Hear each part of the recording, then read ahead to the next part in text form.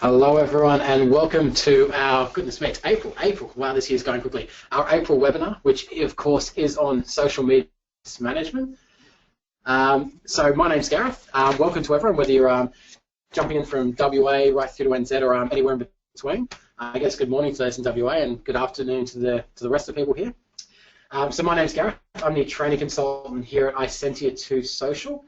So I run the monthly webinars as well as our training courses in Australia and New Zealand.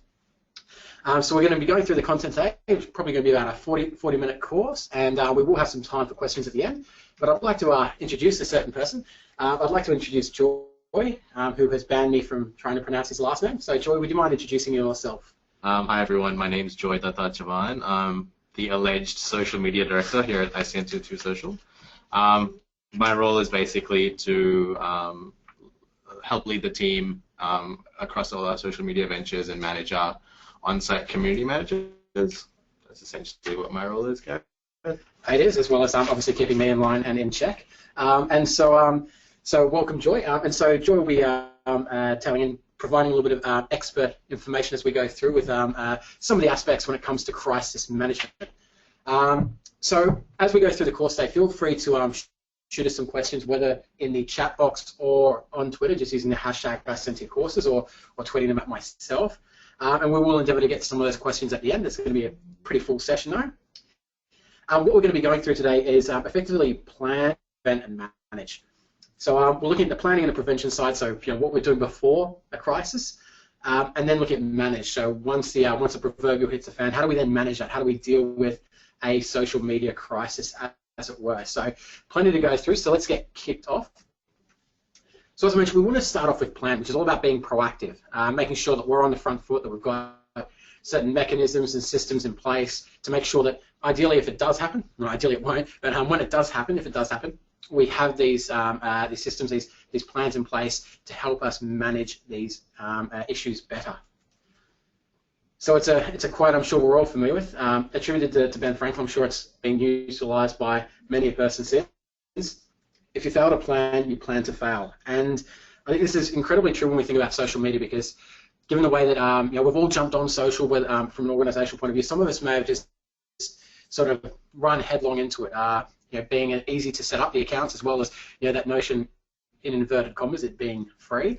Quite often we jump on these platforms without having proper planning and processes in place. But it really is important to make sure that we've got a plan. You wouldn't launch a marketing strategy, or you wouldn't launch a PR strategy without having a full-on plan. And so we need to really think about that when it comes to social media. And so planning is such an important part, because planning for a crisis really, in most cases, will allow you to avert one. So the first part of this we want to talk about is an escalation process.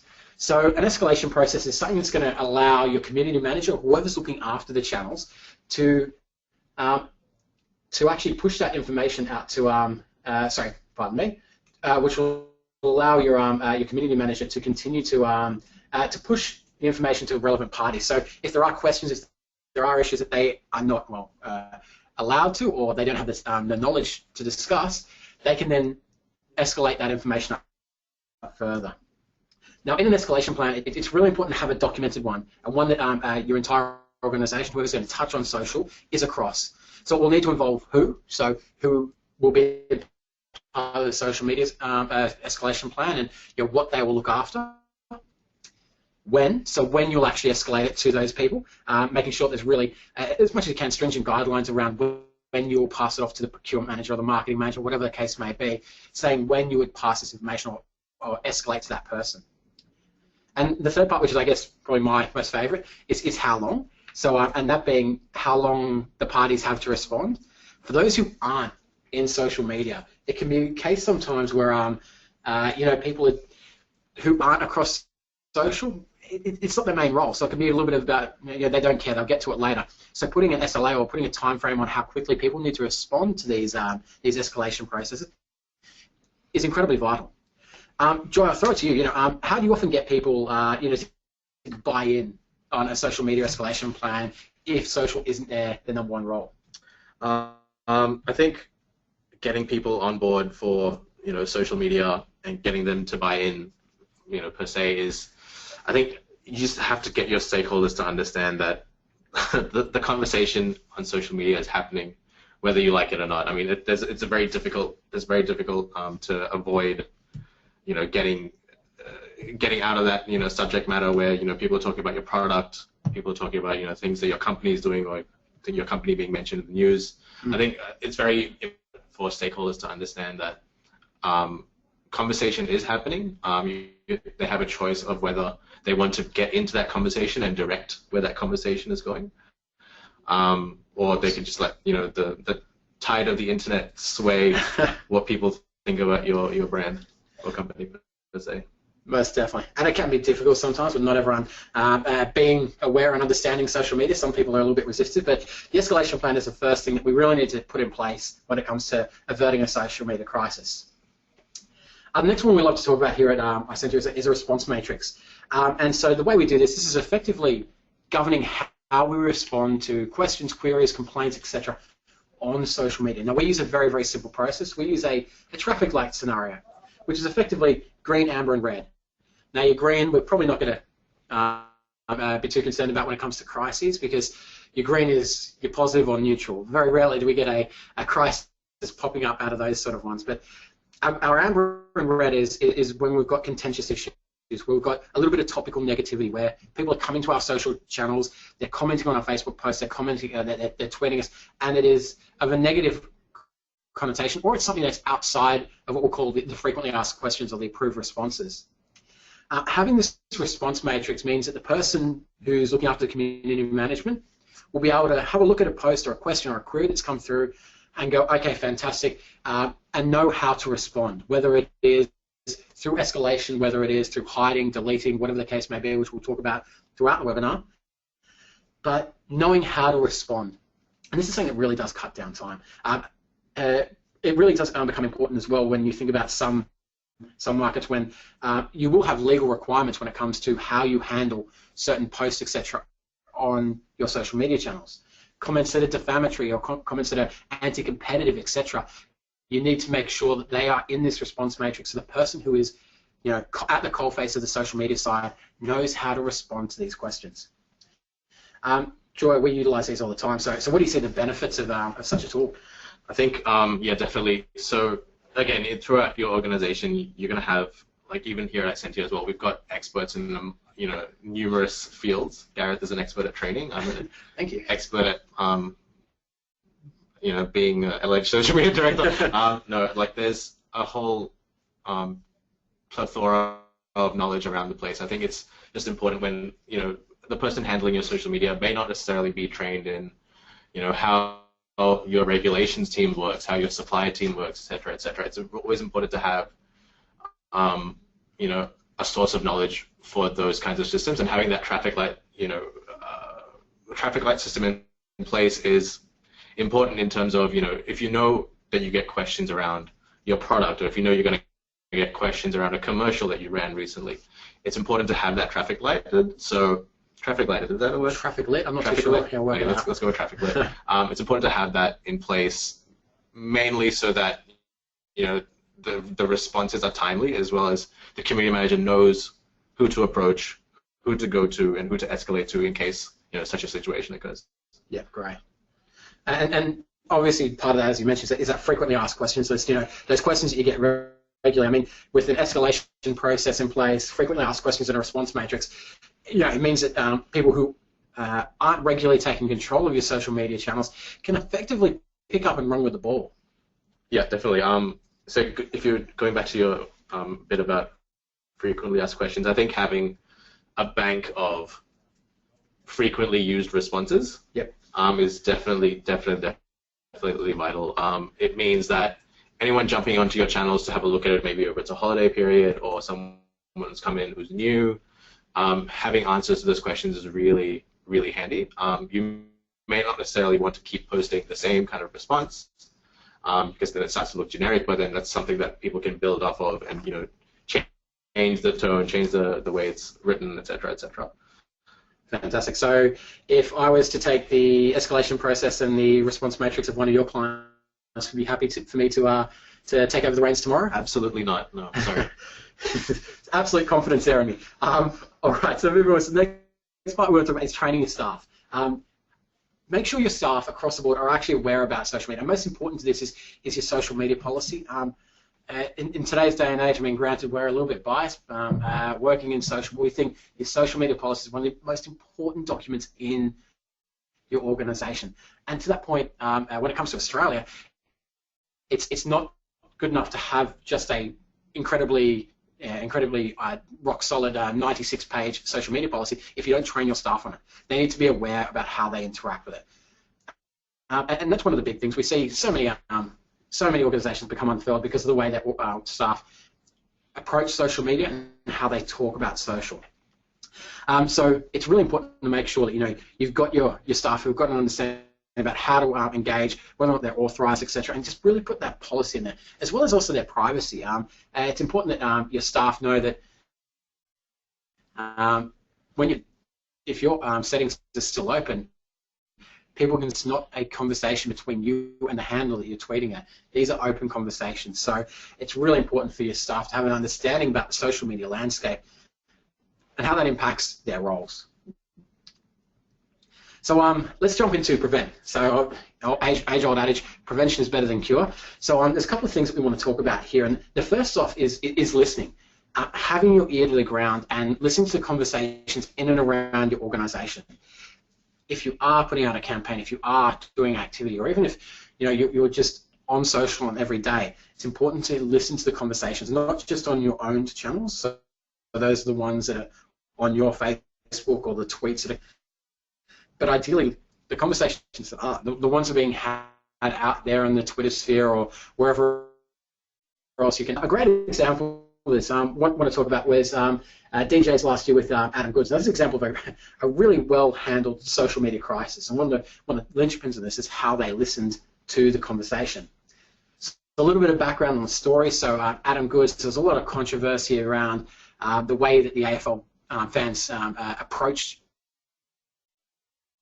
Adam Goods. DJs were really committed. They thought he was a great brand ambassador. October. Obviously, they're aware that there was going to be some level of noise. They obviously they'd watched an AFL game and they'd seen the way that some people had carried on, so they knew what was going to go on. They planned for the worst.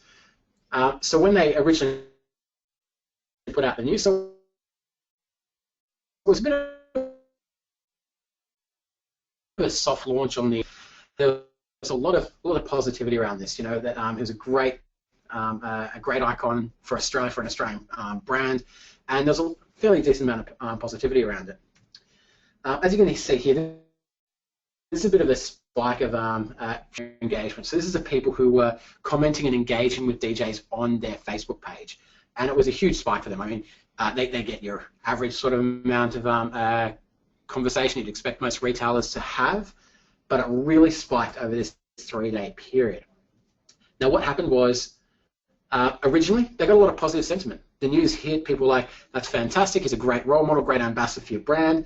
There were a couple of people who caught wind of it early and commented on their Facebook page. As you can see there on the 19th, which was a Monday, that was when they threw the video up on Facebook. They got a decent amount of negativity. They got those people who I was mentioning that were going to those AFL games, coming along with incredibly, well, let's call it what it is, or that were racist comments, weren't they? Very, very untoward things that caused a lot of traction, a lot of controversy. And DJs were listening to this. They were listening to this very intently. They were commenting. They were making sure that they weren't letting things get too far away. They were seeing common trends in the discussion, the topics that people were saying, but they were prepared for it. At the end, is a positive sentiment. Now, what this amusing enough were some of the had been conversations on DJ's Facebook page as well, and they put out a second piece saying effectively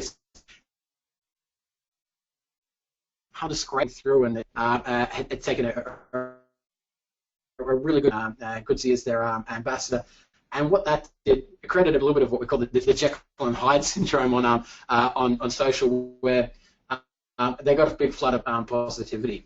So they made sure, DJs from that point made sure they monitored the conversations, they engaged, they were listening the whole time. although the one thing this sort of does highlight at the same time is that sometimes we may see things blow up, and to us these are the big, hectic, scary aspects of social.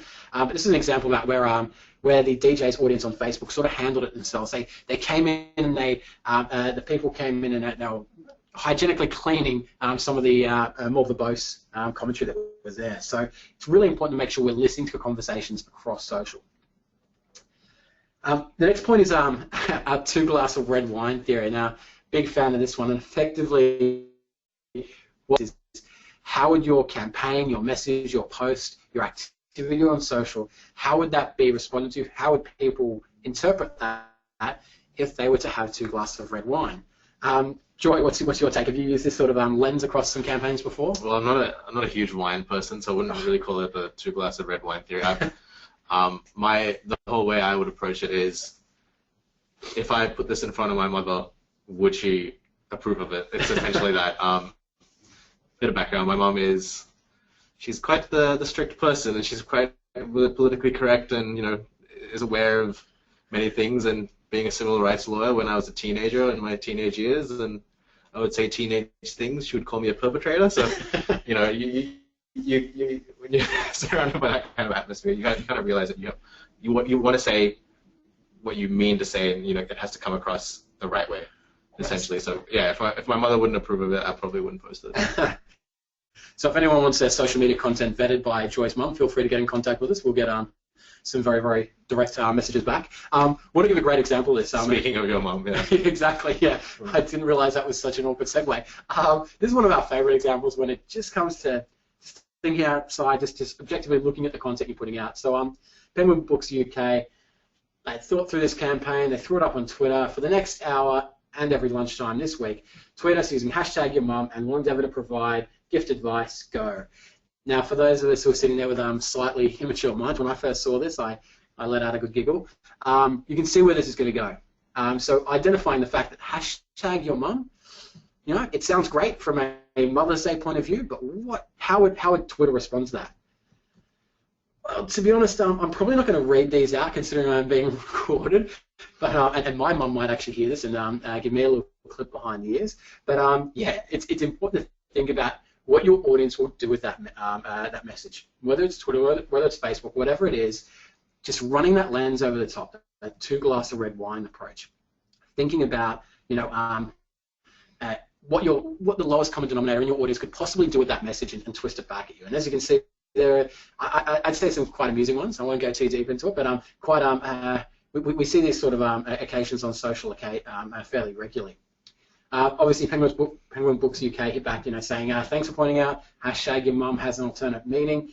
Now back to the book. So they sort of put their hand up and they did go, okay, yeah, we recognise we probably should have just clicked on the hashtag and paid attention to what that meant. But Joy, have you seen any similar examples of this? Yeah, I've seen countless hashtags that have been misappropriated. I've seen countless Facebook links or bit.ly shortened links that are customized and look slightly off. I think it's the biggest thing is getting what you want to say, what your marketing campaign is about, what your content is. I think it's always good to have a fresh pair of eyes have a look at it as well. Try to find the most the most trolliest person in your office to look at it and try to tear it apart, and that's essentially how that might be perceived online. It's like, again, you can't control the audience who sees it. You can try to sway the message, but ultimately, once it goes out there, it's up to them for them to use. I'll give you an example. A couple of months ago, I was having a chat with this person, and they wanted to basically promote one of their training schedules. It was about it was like a computer program called C++ or C++. Yeah. And they wanted to put this message out on Twitter, and they said it was, we want to get people to get really involved in this. We want them to sign up and get them trained up on basic C programming, etc., etc. And they said, okay, let's make the hashtag get hashtag C literate in C programming. And again, just think about that word, put it together, and put it in like a sentence, because there's there's no rule on lowercase and uppercase in Twitter, and like when you combine that word, it starts to look slightly Just a little bit off. Yeah, yeah. So again, it's always great to have a fresh pair of eyes, try to look at it from an angle of, if I wanted to make fun of this, how would I do it, essentially, and then you can go back to the drawing board with potentially different hashtags or different titles for your campaign or your content. Yeah. There's no guess as to who the most mature people at Too Social Isentia are, are there? No winning for that one. The last part when it comes to prevent is make sure that you're the first one to tell your team. If you are putting up a promotion, if you are using a hashtag, etc., tell your team, tell your internal audience what you're planning on doing, and part of that is how to respond. I mean, it's something we've seen cases where there's been a little bit of an eruption on social in one way, shape, or form, and the employees of that organization have gone into bat for them. They've gone, in this hammer on social, they've gone in to defend their organization because they love their brand. It's fantastic. But how they do it is a challenge. We've seen organizations where the employees are going, actually, that's wrong. You insert different sorts of profanity. I work there. I know what's going on. And now your audience is effectively are your spokespeople as well. And so you need to make sure that your internal audience knows what's going on social and is across that. Yeah, definitely. I think making sure that if you're planning to go out with something big, it's a big deal. Try to keep your team in the loop as much as you can. I know it's a hard ask getting every single person in your organization to understand what you're about to go out with, but I think it's important to be able to get as many people across it as well. Because if you get into a situation where something does go off, or a Facebook post that you make does go, I'm going to say, quote unquote, viral for the wrong reasons. You potentially get employees to come in and to bat for you, which is great.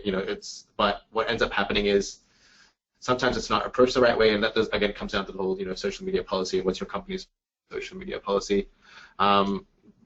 As soon as your employees identify themselves as employees, they become brand spokespeople to the rest of that social media audience that is getting replies for them. So I think it's a hard ask to get all your team involved, but I think it's just it's probably like a work in progress, and just trying to get as many people across as possible. Definitely, led by the fact that most of our employees are on social anyway. So moving into the next section, which is manage. Okay, so for one reason or another, our prevention, our planning hasn't sorted us out. The proverbial is hit the fan. There we go. Yeah, exactly. Yeah, I love a fruit flan. That's great. The proverbial is hit the fan, and now we're going to manage it. We're going to manage this social media crisis that's blowing up on whichever platform. Now, the one thing that we want to take into account, which Joy's a big advocate of, is it's Murphy's Law. It's never going to happen when you want it. Joy, do you want to touch on that? Yeah, and so in my career as being a social media manager and community manager across multiple brands and clients and agencies, I think the one thing you have to be prepared for is the fact that you will not get, well, most of the time, I'm going to say a lot of the time, you're going to get a social media issue outside of your work hours. Main reason is, the people who are using social media, your everyday consumer, they're at work as well. When they're out of work, they're going to be online, they're going to be on social. That's when they're going to be expressing their opinion, that's when they're going to share their grievances, etc., etc. So, you can expect issues to crop up towards the evenings or on weekends when, nobody is at your office. Yeah. Everyone's, either having, 2 glasses of wine? 2 glasses of red wine. 2 glasses of red wine, on holiday, etc. You just can't, it's a government. Yeah, exactly. Yeah. No, exactly. And as you mentioned, most of the people who are on social outside of our work hours, just like yourself as a normal social media user. So, Joy, when it comes to when it breaks, so like I said, proverbials hit the fan. Do you want to take us through how to handle that? Yeah. So let's say hypothetically, it's happened. There's either there's multiple ways a crisis can happen. It could be a news story is broken out, or there's been a giant complaint about a product of yours that's happened on your Facebook page, and it's been identified. Like the first thing that needs to happen is the escalation plan needs to be followed. You need to identify who that first point of contact is, whether it's, if it's a social issue, it's going to be like your digital marketing manager or, your marketing director as a next step after that. It goes up to them, making sure that you can get in touch with them. Maybe for those stakeholders, make sure you have like a personal number to reach them on, or an email address where you can get in touch with them as soon as possible. So that's following the escalation process. I think the second part of that is agreed placeholder response. So having a response on hand to use like almost immediately is such a big help, because depending on what the issue is, depending on how many stakeholders get involved with addressing that issue, it may take a full 24 hours. It may take 48 hours to get that actual statement from your brand out on social media or across whatever channels they may be. That's really slow in the social media time. Ideally, within the first half an hour to an hour, 2 hours even of you seeing that that original comment that comes through, having just a agreed placeholder response, as in it can just be as simple as, hey, we're looking into it right now. We'll get back to you as soon as possible. Yeah, it doesn't have to be massive, does it? Just something to sort of stem the flow. Yeah, absolutely. The third step of that is make sure your team is aligned. So make sure the entire team has approved whatever response goes out, has approved what the final response will be to address that certain issue. Make sure everyone's across it, so nobody else is left in the dark. I can understand it can be difficult sometimes getting hold of everybody, maybe at like 8 o'clock at night or something if something breaks. Getting, if it means getting 2 out of 3 stakeholders, the 2 most important stakeholders to agree, and then the third person, get them in the loop at some point and make sure that they understand what's happened, what the issue is, bring them up to speed. That's really important. Again, as I said, ensure you're responding as early as possible. You need to get that out there as quickly as possible. I've got another example. Was working. This actually happened to a friend of a friend of mine. Let's put it that way. An agency that he was working at, they were handling a client, and there was a viral post that happened on their Facebook page, and the client, I think they chose not to respond. They chose to respond to it from the traditional media perspective, like on news channels, etc. But what ended up happening was they didn't respond to those particular messages, and what happened was they responded. Actually, they didn't respond at all. They just kept shut, and 10 months later is when their next Facebook post went out, which is not you're probably not going to do that. Not ideal. It's not ideal at all. Lastly, be objective. I think, as we were just talking about before, with the chance for your post or your content to be misinterpreted, there's the same expectation with your responses. So you don't want to come across as condescending. You don't want to come across as critical of the person's issue. You don't want to treat it too lightly. But you just have to be as clear and transparent as possible with whatever you're responding with. Yeah, definitely. Yeah. Fantastic. So I guess I want to blend that in with an example, and that would be Optus from end of last year. So you can see here there's an image of one of the posters that we're putting up. Now, these were actually translated into Arabic, and they'll put around the Casule and the Maryland stores, and so it was promoting the fact that people could come along and speak to people in a language that was most comfortable for them. Now, these were offline as well, so this is actually in person. These are up around the store. Now, what happened was, unfortunately, similar to the Adam Goods example, a whole lot of bigoted, unfortunate remarks were being put on social. And so, when it broke, it broke very quickly. It began to get a little bit of traction from those organisations. But what Optus were very quick to do was make sure that for starters, they had wouldn't really call it a but they had their team well aligned with what was going on. They'll collaborate. Some examples of some commentary that came from some of the people to voice their objection, but they responded early, they responded quickly, and they responded with consistent. Social media crisis did hit them. They were really working incredibly hard over those 2 days of which it really took a little bit of a strike on their Facebook page. Now, responding consistently, like I mentioned, their team was very, very well aligned throughout this process. So making sure that everyone can respond in a consistent manner, because if you do have more than one community manager, you don't want mixed messages coming out either. Shout out to Dan from Optus, by the way. Yeah, exactly. Yeah. Dan for president, obviously. Yeah. So moving on to when responding. So what are your tips here, Joy? First thing is first, be transparent. You'd probably just want to be as, again, I understand that there may be issues behind the scenes which you can't necessarily reveal, but just try to level with the person who's gotten in touch with you, because they haven't gotten in touch with you just because they want to have a rant, or sometimes they do, but you just have to be as as nice about it as possible and as upfront with whatever that issue may be. It may be that you can't talk about it online due to maybe like a legal reason or regulations reason to take it offline to then further take that conversation around. That'd be handy. Stay calm and breathe. I think you may be part of just get a lot of flack, and the only thing that comes into your Facebook channel in terms of interactions is people absolutely hammering you. I mean, you sometimes you get that on some issues.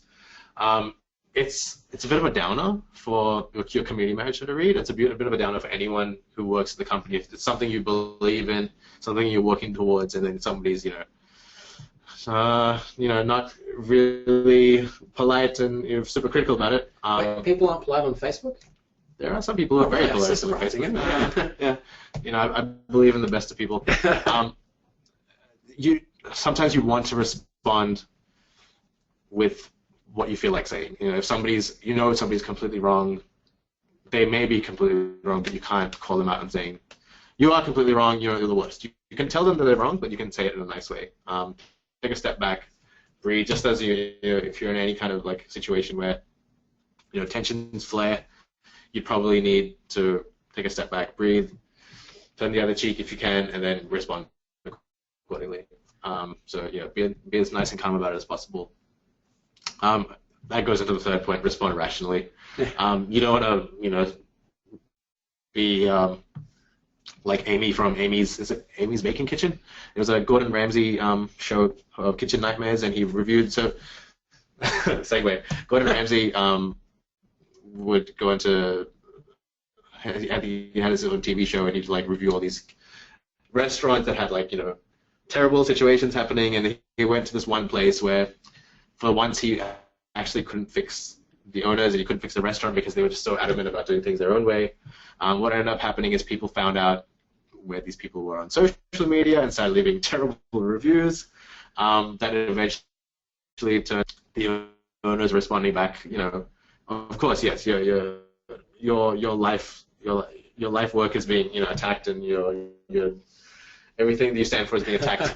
You obviously wouldn't be able to take it, but then they went to large extremes and started cussing out everybody, and that's not essentially how you'd want to do it. Best way to run it. Yeah. Yeah. I mean, the internet is a great place to be, but sometimes when the internet speaks, they speak with a lot of voices and a lot of swear words. Exactly, yeah. And I want to give a little bit of example on this as well. Black Milk Clothing, who, I guess the one thing about this this place as well, it wasn't very homogenous to their brand, in the fact they were a very inclusive brand, and then they put out a post which came across very, very sexist, really, and not very much in line with their brand themselves.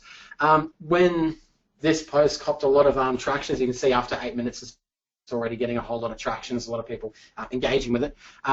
Effectively denied any wrongdoing. It was well, if you don't get it, then it's your fault, that sort of thing. And the community manager was sort of flying on a whim, weren't responding rationally, and as a result, got even more traction. And that leads me to the next point as well. When it comes to engagement, when it comes to handling a social media crisis like this, Joy, I guess the big question which we always get is, when do you delete comments on this?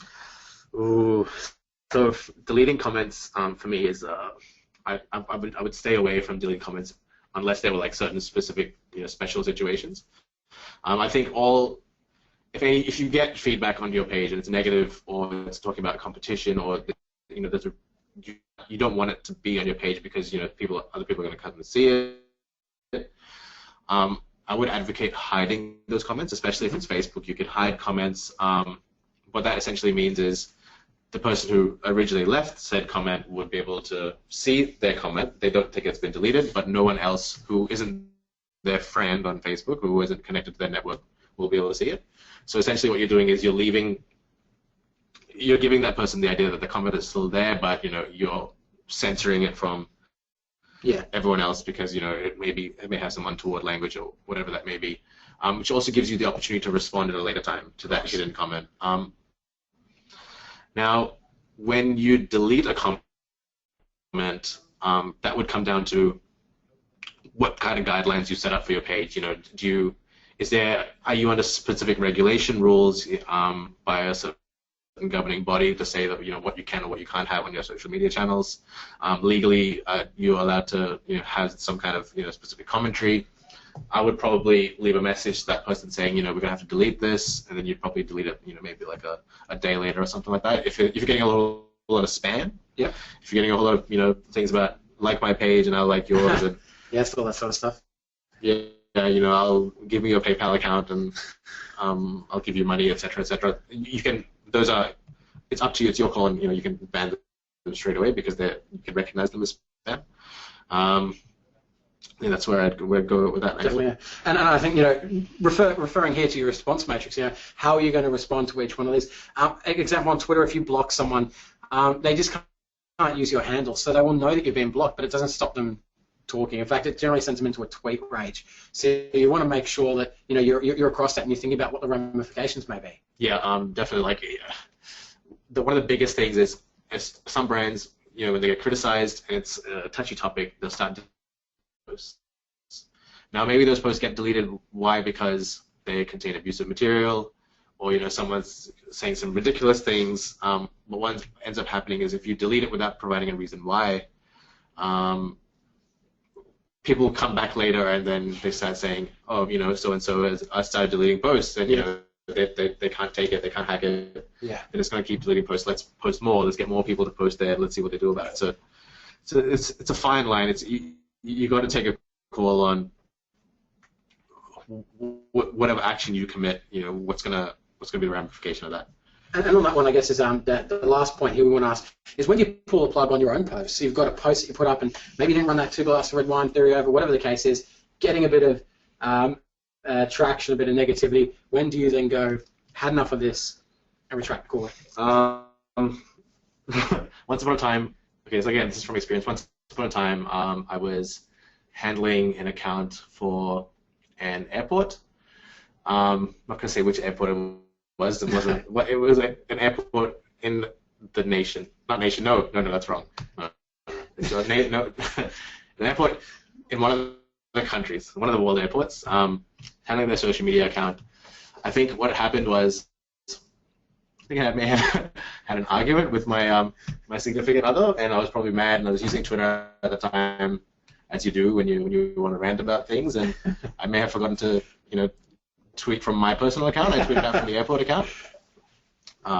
It's a bit of a rant. It was probably just one tweet, but then that got picked up by journalists and people who usually follow airport accounts to find out things, and travelers, and unaware why the airport got so emotional. Airports have feelings too. Yeah, airports have feelings too. So I think during that phase, like you feel terrible, and you feel like you need to delete this immediately. At the time, I was young, I was impressionable, I deleted it immediately. Yeah. But what I did is I escalated to my boss and I said, "This is what I've done. We currently need to rectify this. I want to just put out an apology note."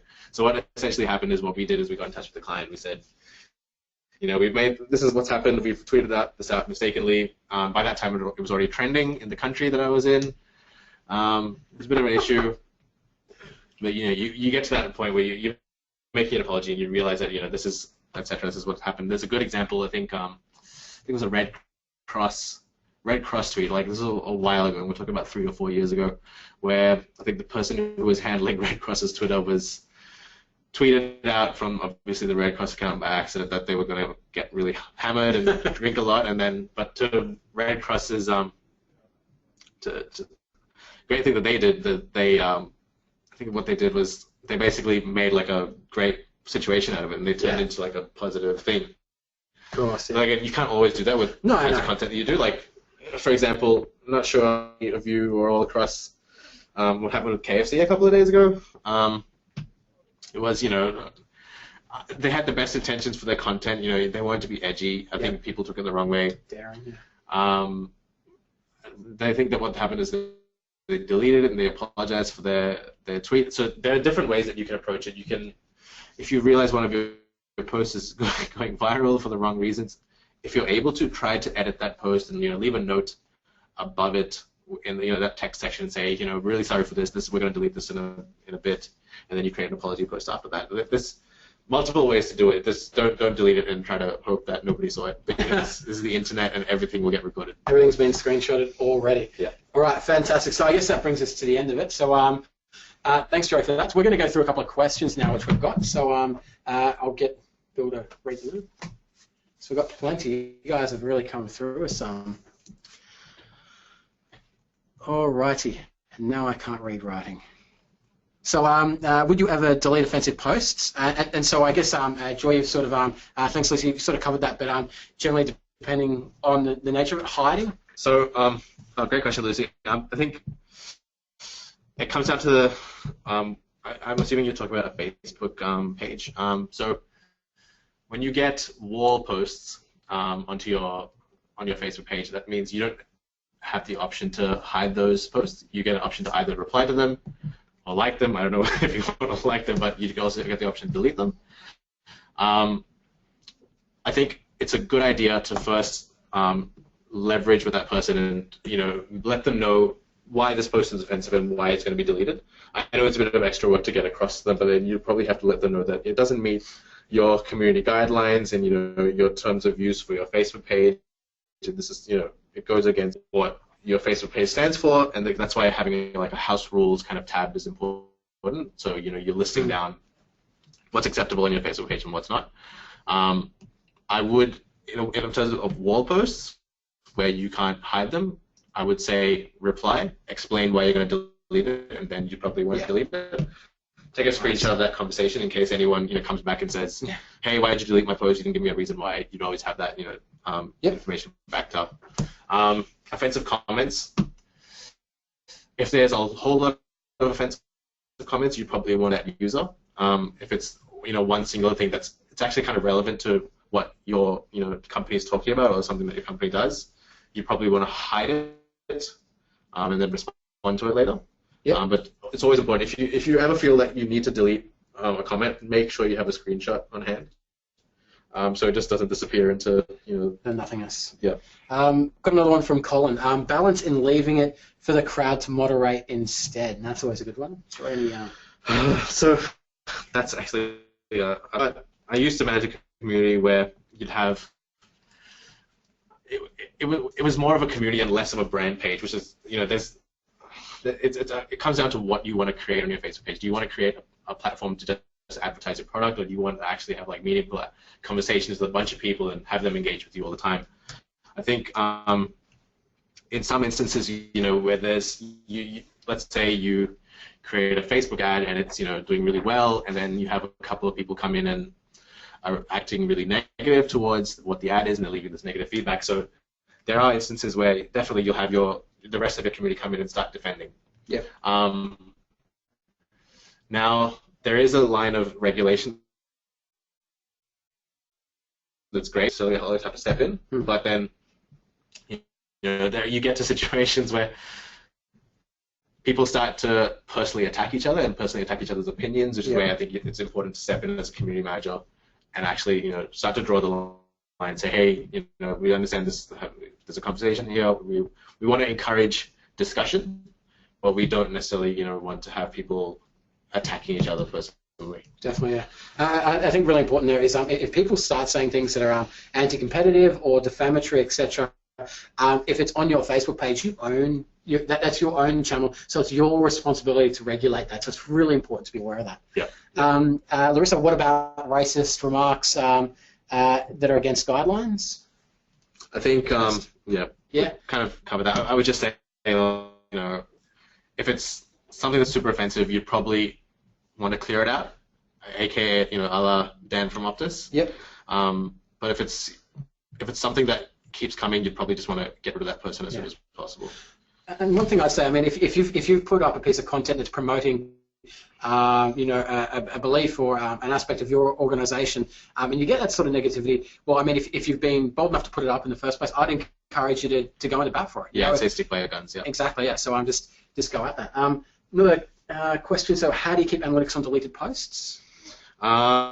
So again, are we talking about Facebook? I'm not sure what channel it is. It's probably going to be on Facebook.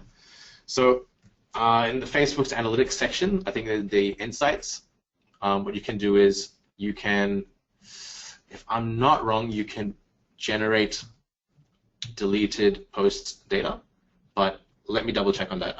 If we can get this person's details, we'll probably want to just get in touch with them, probably send them out. So we probably might just set like a... Yeah, we'll drop it in the email that goes out. Drop it in the email just to clear up on that, because I think you can get analytics on deleted posts, but there are other ways, but I think those involve paid tools.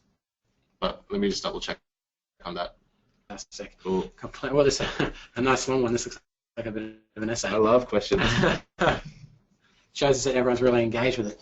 Okay, so what do you do if someone else gets up a page under your company name, but others leave negative feedback? What do you do? Okay, so unowned pages, so unclaimed pages, effectively. Okay. So, all right. Basically, there are methods in place to. You can, if you have like an official, you'd probably want to set like an official brand or company email address or identification. So you'd probably need to write into Facebook. There's a way to claim pages that basically have your company trademark on them, and then you can say they're part of yours. If that page is like an unofficial Facebook page, you can basically claim it. It may take a while for Facebook to reply back to you and get people involved on that one. Again, as long as you can show that you are the official owners of that trademark of the brand, your official representatives, Facebook usually can help you out with getting rid of those, either that page, if it's an unofficial page, or helping get rid of those comments. Yeah.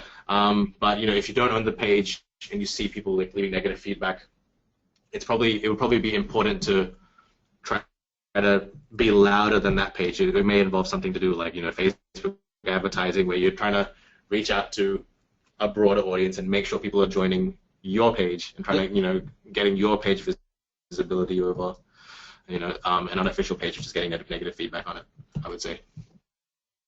Most definitely. Fantastic. I will put through one last one. Is it sometimes okay to just not respond to difficult comments?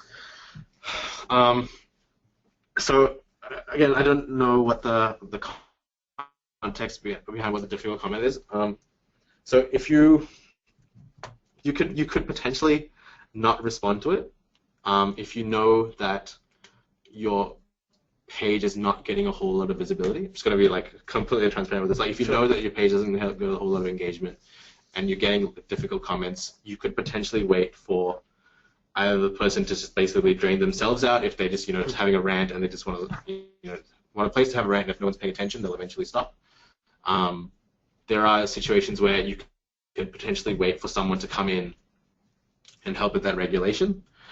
Ignoring comments, well, I would. Again, it depends on the situation. It depends on how severe that comment is. If you know it's something that's difficult that you can't take a stance on, you'd probably leave it alone. But you'd probably want to hide that comment instead of having it sit there unresponded to. Yeah, of course. I'd probably just put it that way. Yeah, great. Fantastic. Well, guys, thanks for the questions. Just before we wrap it up, so we're going to have another webinar in about a month's time, which will be on social media analytics. So really looking deep dive into how to measure what matters. If you are interested in Insight, we do run courses in Brisbane, Sydney, and Melbourne on social media law. so it's a little bit more in-depth onto digital IP, etc., and some of the rules and regulations around that to make sure that you're incredibly covered, because it is a, let's just say it's a grey space in some cases. So so we're running a course coming up through June in regards to social media law. So feel free to check that out. Big thanks to Joy. Guys, thanks a lot for joining us on the webinar, and we will shoot you out the details. Oh, was that me? Is that to say something? You can say thank you. We just had a lovely, awkward look at each other then. Gareth was just looking into my eyes. Didn't know what to do. After a good 50 minutes, that's what I have to do. Thank you so much for joining us, guys. All the best.